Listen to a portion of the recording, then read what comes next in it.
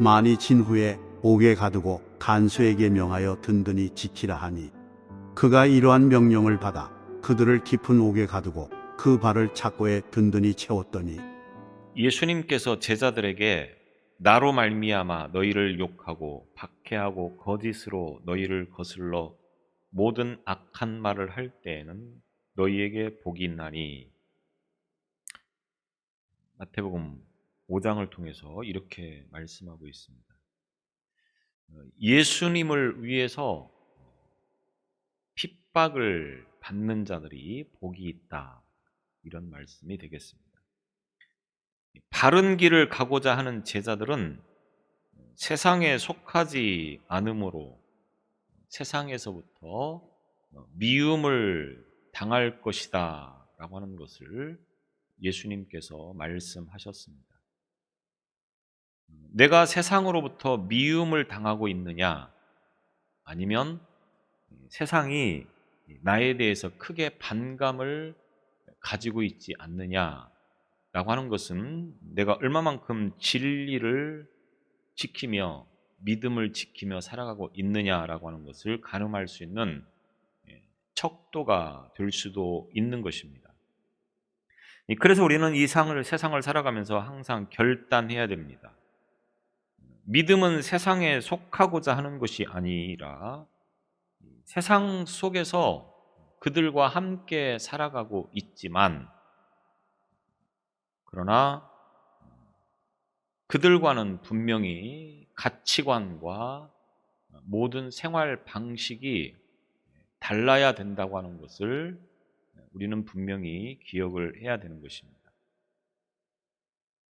신앙생활을 하기 위해서 세상과 완전히 동떨어진 그런 삶을 살아갈 수 있다고 하면 참 편하고 좋을 텐데, 또 하나님께서 그것을 원하시지도 않는다고 하는 겁니다. 다시 말하면 울타리를 딱 세워놓고 믿지 않는 자들과는 일절 관계하지 않고 함께하지 않는 그런 삶을 살 수 있다고 하면 얼마나 좋겠습니까?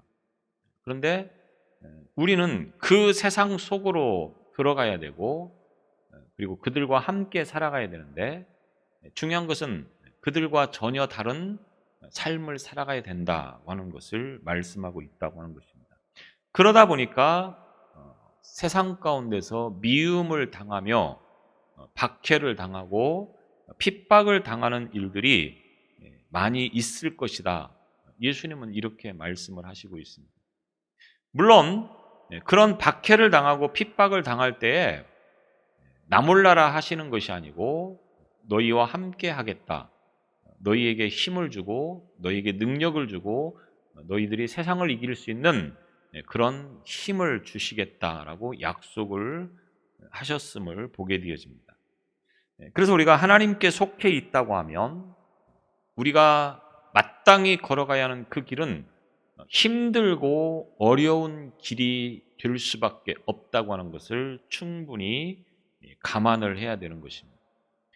바울의 삶을 통하여서 우리는 분명하게 그 모든 것들을 확인하게 되어집니다.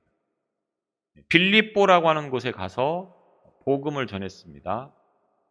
그래서 그곳에서 루디아라고 하는 여인을 통하여서 이제 빌립보 교회가 세워지고, 그 빌립보에서 전도하는 일에 많은 도움을 받게 되어집니다. 이렇게 좋은 일만 있으면 참 좋겠는데, 근데 좋은 일이 있으면 또 뒤돌아서서 힘들고 어려운 일이 반드시 동반된다고 하는 것을 우리가 말씀을 통해서 보게 되어집니다. 귀신 들린 한 여종을 만나서 그 여종에게 있는 귀신을 몰아내고 쫓아내고 그 여자 아이에게 이제 자유로움을 주게 되어집니다. 얼마나 좋은 일이고 얼마나 귀한 일입니까? 그러면 이런 일이 일어났으면 그 뒤에는 바울에게 좀 더 좋은 일들이 일어나야 되고 좀 더 긍정적인 그런 일들이 벌어져야 되는데 상황이 어떻게 돌아가고 있습니까? 오늘 19절 말씀에 보면 여종의 주인들은, 그러니까 귀신 들렸던 이 여종의 주인들이라고 하는 표현을 통해서 보면 지난주에도 말씀드렸듯이 한 사람에게 속해 있는 여종이 아니고 그 여러 명의 주인들을 섬기면서 이제 그들에게 어떤 물질적인 이익을 가져다 주는 그런 삶을 살았던 것으로 볼 수가 있겠습니다. 이 주인들은 이 여종이 귀신이 떠나가게 되어지고 점을 치고 또 미래를 말하는 그러한 일들을 할 수 없게 되어짐으로 인하여서 가장 중요한 경제적인 수익을 그들이 이제 잃어버리게 되어지는 것입니다. 그래서 그들은 바울과 실라를 붙잡아서 장터로 관리들에게 끌어갔다가 이렇게 말씀을 하고 있습니다. 여기서 이들이 바울과 실라를 붙잡아서 관원들에게 넘긴 이유는 무엇입니까? 돈입니다. 돈. 자기 수익의 소망이 끊어진 것을 보고 이 여종을 통해서 돈을 벌어들일 수 있었는데 이 여종이 이제 그 일을 할 수 없게 되어지니까 당연히 주인들에게 있어서 수입이 이제 끊어지게 되었다, 이런 말입니다. 만약에 바울이 귀신을 쫓아내서 돈을 더 잘 벌 수 있는 상황이 생긴다고 하면 어떻겠습니까? 굉장히 바울을 환영했을 것입니다. 그런데 자기들이 이제 이 일로 인하여서 수익이 뚝 끊어지게 되니까 결국은 이 바울과 실라를 고발했다고 하는 것입니다. 장터라고 기록하고 있는데 이 장터라고 하는 말을 원어로 보면 아고라라고 그렇게 표현하고 있습니다. 아고라, 이 말은 사람들의 모임이나 또 집회가 열리는 곳이라고 하는 의미를 가지고 있습니다. 그래서 고대 헬라 세계나 로마 제국에서는 이 아고라라고 하는 지역에서 사람들이 많이 모여서 이제 그곳에서 뭐 토론도 하고 회의도 하고 여러 가지 일들을 이제 모여서 하고 있는 장소, 공공 장소로 이제 사용이 되어집니다. 바울이 사도행전 17장에 보면 아덴에 가서 이 아고라에서 에피큐로스 학파 또 스토아 학파 이 철학자들과 변론을 하면서 복음을 전했던 말씀을 우리가 사도행전 17장에서 이제 볼 수 있게 됩니다. 그래서 이 장터에 있는 관리들에게 아마도 하급 관리들이었던 것 같습니다. 그들에게 데리고 가서 이제 이 바울과 실라를 고발을 하게 되어지고 다시 상관들 앞으로 데리고 갔다, 이렇게 이야기를 하고 있습니다.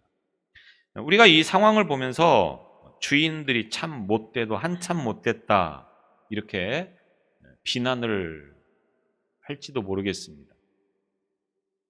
귀신을 쫓아냈는데, 그렇게 좋은 일을 했는데 바울과 실라를 이제 그 빌립보 관원들에게 고발을 했다. 그것을 우리는 도무지 이해를 하지 못하겠다, 이런 시선으로 보지 않겠습니까? 오히려 기뻐하면서 축하를 해줘도 모자랄 판국에 바울과 실라를 오히려 관원들에게 이제 넘겼다. 여러분 어떻습니까? 만약 내가 그런 상황을 만나게 되어지면 어떻게 할 것 같습니까? 제3자이면 참 잘했다, 기뻐하고 박수 쳐주고 축하할 수 있는 문제라고 하는 겁니다. 근데 내가 만약에 이 여종의 주인이었다, 그럼 어떻게 되겠습니까? 상황은 굉장히 달라진다고 하는 겁니다. 목사가 성도에게 하나님께서 기뻐하시는 신앙을 위해서 이렇게 합시다, 이렇게 제안을 했습니다. 그러면 성도들은 제일 중요한 것이 무엇이겠습니까? 신앙적으로 볼 때 이렇게 하는 것이 좋을 것 같습니다. 하나님, 하나님 편에서 볼 때 이렇게 하는 것이 좋을 것 같습니다. 교회 입장에서 보니까 이렇게 하는 것이 좋을 것 같습니다. 이런 기준을 가지고 그 문제와 상황들을 대처하시겠습니까? 물론 그렇게 하시는 분도 있을 거라고 생각합니다. 그런데 대다수 많은 분들이 그런 문제가 일어나게 되어지면 이해타산적인 경우로 돌아가는 경우들이 많다고 하는 겁니다. 하나님, 신앙, 교회, 이것도 중요한데 더 중요한 건 뭐냐? 나라고 하는 것입니다. 이 일을 통해서 과연 나에게 이익이 되어지느냐, 이 문제를 가장 중요하게 여긴다고 하는 것입니다. 여러분은 안 그러실지 모르겠는데 저는 그렇다고 하는 겁니다. 저를 포함해서 제가 만난 수많은 사람들 가운데는 하나님, 교회, 신앙, 물론 그것을 위해서 정말 아낌없이 헌신하고 봉사하시는 분들도 참 많은데, 반대로 그렇지 못하고 이해타산적인 경우로 돌아서는 경우들이 많다고 하는 겁니다. 그래서 나에게 손해가 될 것 같으면 언제든지 뒤돌아설 수 있는 그런 사람들이 참 많다라고 하는 겁니다.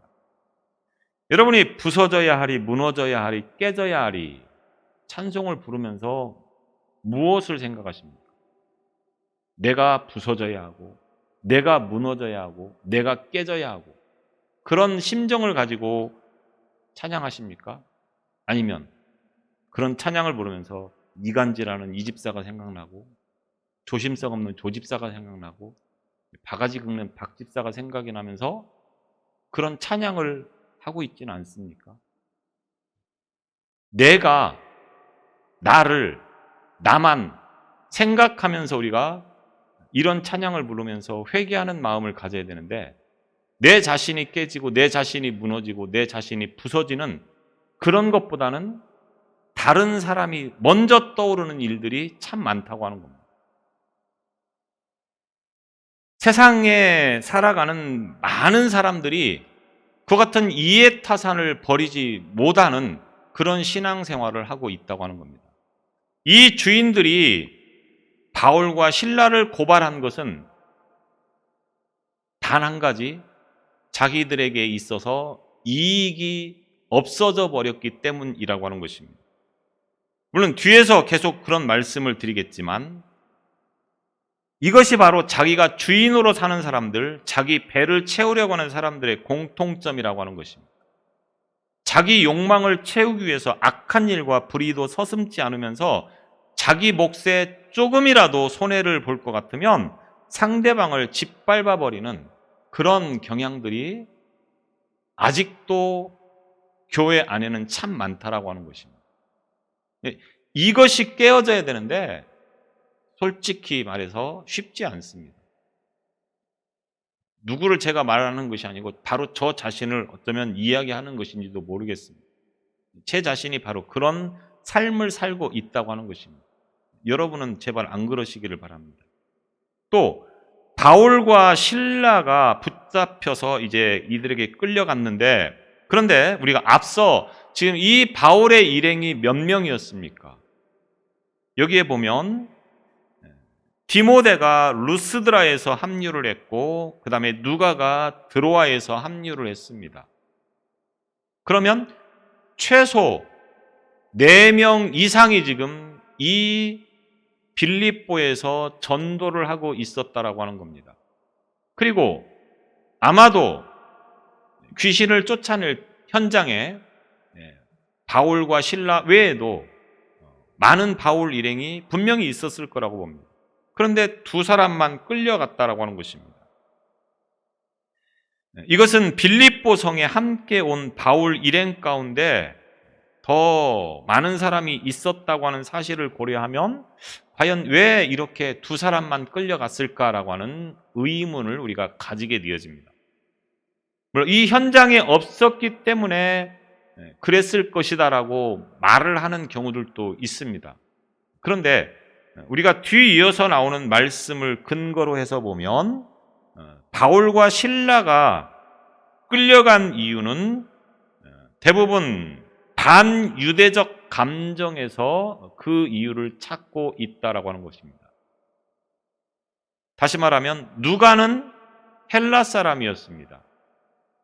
디모데는 누구였습니까? 아버지가 헬라 사람이었고 어머니가 비록 히브리 사람이기는 했지만 아버지의 영향에 의해서 살아가는 시대였기 때문에 당연히 아버지 헬라의 영향으로 이제 이 디모데 또한 헬라 사람으로 분류가 되었다라고 하는 겁니다. 그러면 지금 이 자리에서 유일하게 유대 혈통을 가지고 있는 사람이 누굽니까? 바울과 신라라고 하는 것입니다. 그러니까 반유대적인 감정으로 가득 차 있기 때문에 그들이 순수한 유대인이었던 바울과 신라만 붙잡아갔다. 대다수의 많은 학자들이 이렇게 이야기를 하고 있습니다. 우리가 일본 사람 하면 무조건 싫었던 것처럼 지금 이 빌립보라고 하는 지역에서도 유대인들을 상당히 경계하고 싫어하던 상황이었다고 하는 것입니다. 그래서 20절에 보면 무리가 일제히 일어나 고발하니 상관들이 옷을 찢어 상관들 앞에 데리고 가서 말하되 이 사람들이 유대인인데 20절에 보면 이 사람들이 유대인인데 이렇게 말을 하면서 유대인이기 때문에 지금 이 두 사람을 끌고 와서 이렇게 고발을 하고 있다. 이렇게 성경은 기록을 해놓고 있다고 하는 것입니다. 그러면서 이 사람들이 무엇을 잘못하고 있느냐? 우리 성을 심히 요란하게 하여 그들이 빌립보에 이제 상관들에게 고발할 때는 그 죄목을 뭐라고 말하고 있습니까? 이 사람들이 우리 성 안에서 지금 심히 요란하게 하고 있다. 이렇게 말하고 있습니다. 앞서 19절에서 뭐라고 말했습니까? 자기의 수익이 소망이 끊어진 것을 보고 사실은 이들을 고발을 했는데 정작 그 내용은 숨기고 이들이 고발하는 내용은 이 유대인들이 지금 우리를 혼란스럽게 하고 있다. 그래서 불법 종교를 유포해서 로마의 지배를 통한 평화를 교란시키고 있다고 하는 죄목을 지금 이 관원들 앞에 제시를 하고 있다고 하는 것입니다. 심히 요란케 하여 라고 하는 이 말은 폭동 등을 선동하다, 흔들어 놓다 라고 하는 의미를 가진 단어를 쓰고 있습니다. 그래서 바울과 신라가 자신들과 혈통이 다른 유대인이라고 하는 사실을 부각시켰다고 하는 것입니다. 그들은 정치적인 부당함을 의미하는 과격한 표현을 사용하였고 인종적인 편견까지 자극하여서 유대인에 대한 빌립보 성읍 사람들과 행정 관료들의 반감을 지금 표출시키면서 이들에게 죄를 뒤집어 씌우고 있는 것입니다. 대략 1년 전쯤에 황제였던 글라우디오가 로마에 있는 모든 유대인들은 다 나가라 이렇게 축출을 시키는 칙령을 내렸던 사건이 18장에 보면 기록이 되어 있습니다. 유대인에 대한 감정이 굉장히 안 좋았다라고 하는 것입니다. 유대인으로서 로마 제국의 폭동의 씨앗을 뿌리는 자들로 고소되어진 바울과 신라, 중죄를 적용받을 것이 분명했을 것이라고 봅니다. 그래서 20절에서 유대인이라고 하는 표현으로 민족 감정을 자극하는 유대인들이 유독이 헬라나 로마 사람들에게 있어서 적대적인 그런 감정을 많이 가지게 되어진 것을 볼 수 있습니다. 21절에 보면 로마 사람과 우리라고 하는 표현을 통해서 그들의 감정에 이제 기름을 붓는 그런 표현들을 통하여서 관원들을 자극시켜서 아주 무거운 형량을 내리도록 그렇게 지금 유도를 하고 있다고 하는 것입니다. 그래서 민족적 자부심에 호소함으로 관원들의 마음을 더 완악하게 만들고 있는 것입니다.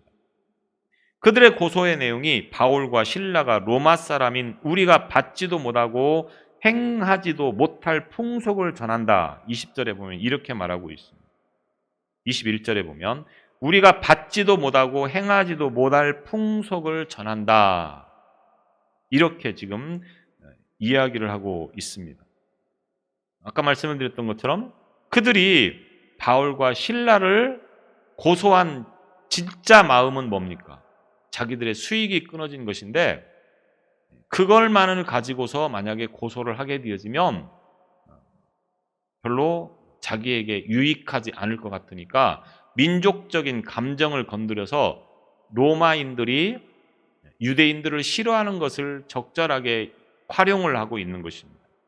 더욱이 종교적인 문제에 있어서 이제 굉장히 민감한 그런 상황이었기 때문에 더더욱이 기독교가 로마로부터 억압을 당하고 있는 그러한 상황에서 이와 같은 내용들을 이제 가지고 고발을 하고 있다라고 하는 것입니다. 그래서 로마법에 금지되어 있는 불법적인 가르침을 바울과 실라가 지금 하고 있다. 이런 내용을 지금 가지고 고소를 하고 있는 것입니다. 당시 로마 제국에서는 유대교는 합법적으로 허용을 한 것에 반하여서 기독교의 가르침만큼은 불법으로 규정하고 있었습니다.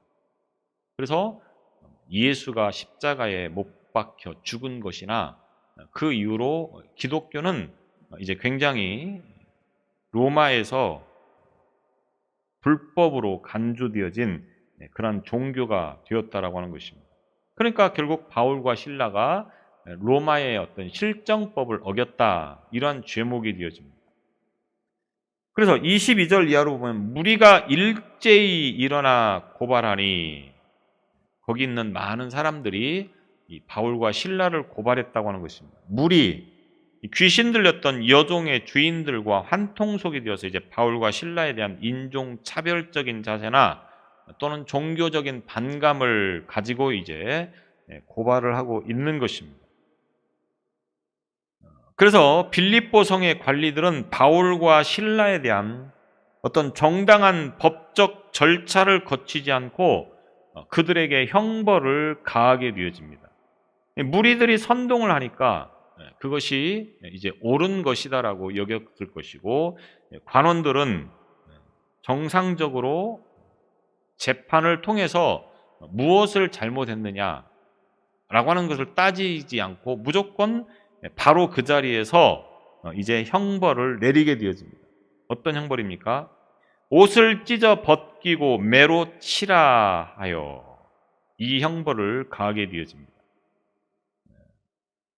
옷을 찢어 벗기고 매로 치는, 옷을 벗기고 때리면 크고 두꺼운 막대기, 매로 맞는 아픔이 더해지기 때문에 이제 매우 가혹한 그런 형벌 가운데 하나가 되어집니다.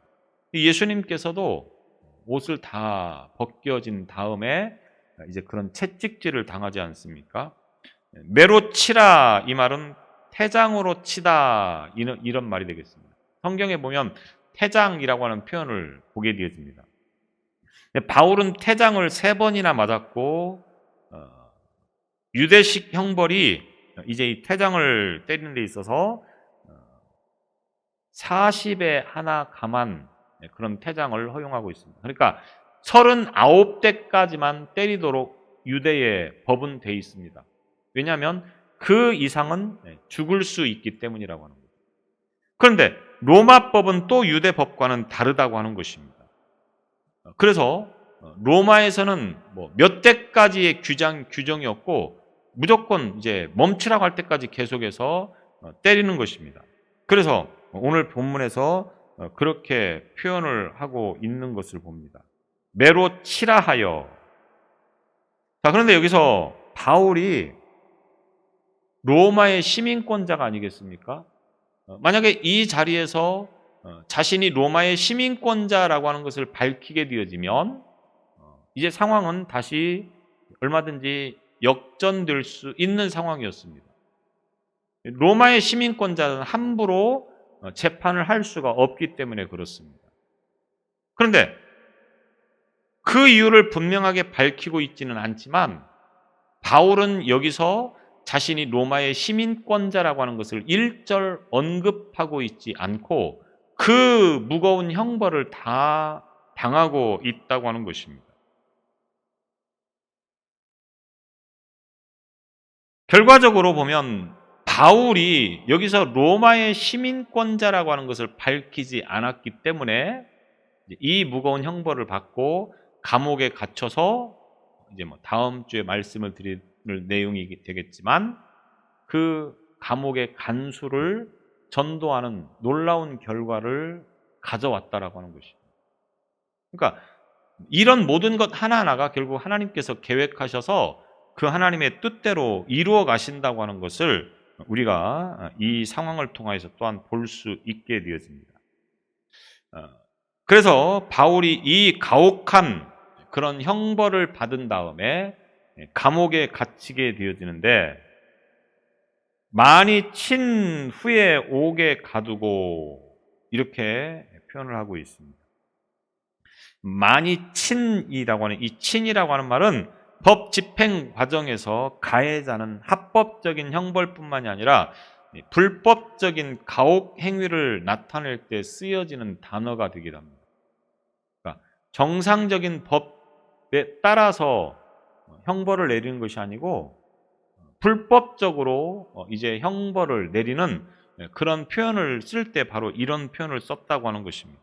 그러니까 지금 바울과 실라의 재판은 정상적인 그런 법 집행이 아니고 불법적인 법 집행이라고 그렇게 간접적으로 이 표현들을 통하여서 사용을 하고 있습니다.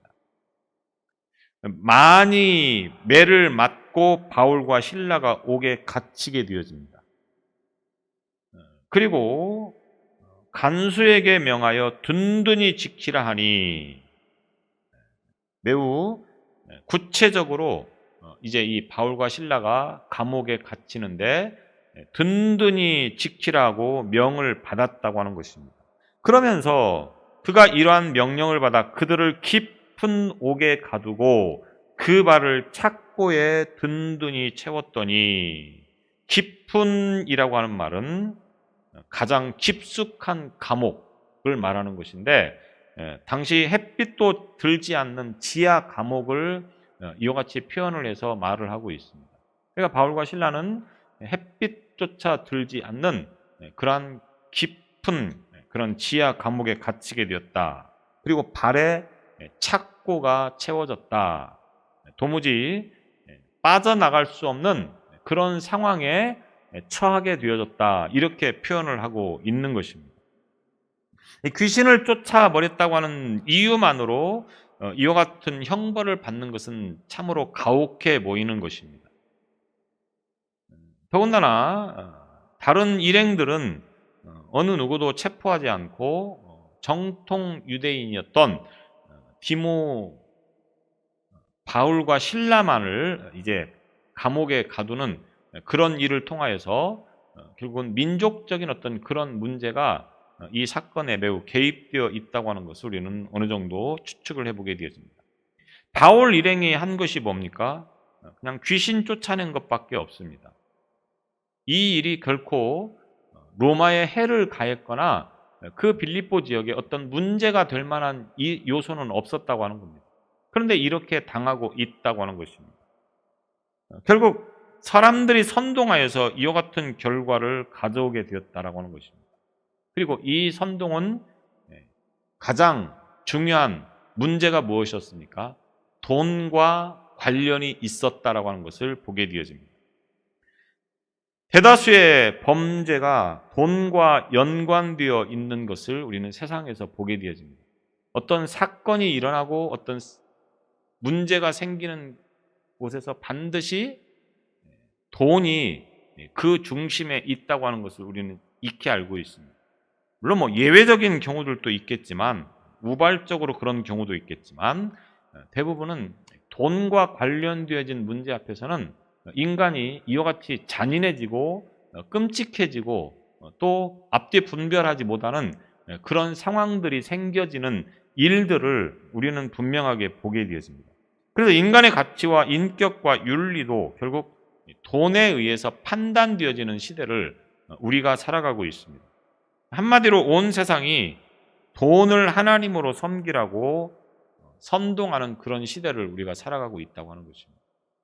우리가 이런 세상 가운데서 이와 같은 것으로부터 자유할 수 있는 참된 신앙을 가지는 것이 매우 중요하다고 하는 것을 분명하게 기억할 수 있어야 된다라고 하는 것입니다. 하나님의 사람으로 살아간다고 하는 것은 세상 사람들이 다 하나 되어지는 그 문제에서 내가 거기에 동화되어지는 것이 아니고 완전히 별개의 삶을 살아갈 수 있는 그런 삶이 되어져야 한다고 하는 것을 우리는 분명히 알아야 되는 것입니다. 그래서 세상 사람들이 가지고 있는 가치관이나 또 그들이 생각하고 있는 그 생각이 분명히 우리는 달라야 된다고 하는 것입니다. 만약 그것이 전혀 다르지 않다고 하면 우리가 종교적 의식에 참여하는 교회를 다니는 그런 사람만이라고 하는 것으로 우리의 믿음이 증명되어지지 않는다고 하는 것입니다. 우리로 하여금 그 세상 사람들의 가치관과 차원이 다른, 그래서 나의 이해타산을 가지고 우리가 신앙생활을 하지 않고 하나님께서 기뻐하시는 일, 하나님께서 원하시는 그 일들을 위해서 기꺼이 헌신하는 그러한 믿음을 가지고 살아가는 저와 여러분이 될 수 있기를 바랍니다. 기도하시겠습니다. 우리의 신앙이 세상 사람들과 다르지 않은 가치관을 가지고 신앙생활을 하고 있지는 않은가를 돌아보게 하여 주옵소서. 언제나 하나님의 일을 감당함에 있어서 우리의 이해타산을 따지지 않게 하여 주시고 하나님께서 기뻐하시는 일을 위하여 기꺼이 헌신하고 또 봉사하는 믿음을 가지고 살아가는 삶이 되게 하여 주옵소서. 믿음으로 살아간다고 하는 것은 세상 가운데 함께 할지라도 그들과 다른 삶이어야 된다고 하는 것을 말씀하셨사오니 우리가 세상으로부터 미움당하게 하시고 때로는 핍박당하게 하시고 때로는 박해를 받는 상황일지라도 오직 믿음을 지키며 하나님을 기쁘시게 하는 그 거룩한 삶을 살아가는 우리 모두가 되어지도록 인도하여 주옵소서. 예수님 이름으로 기도드리옵나이다.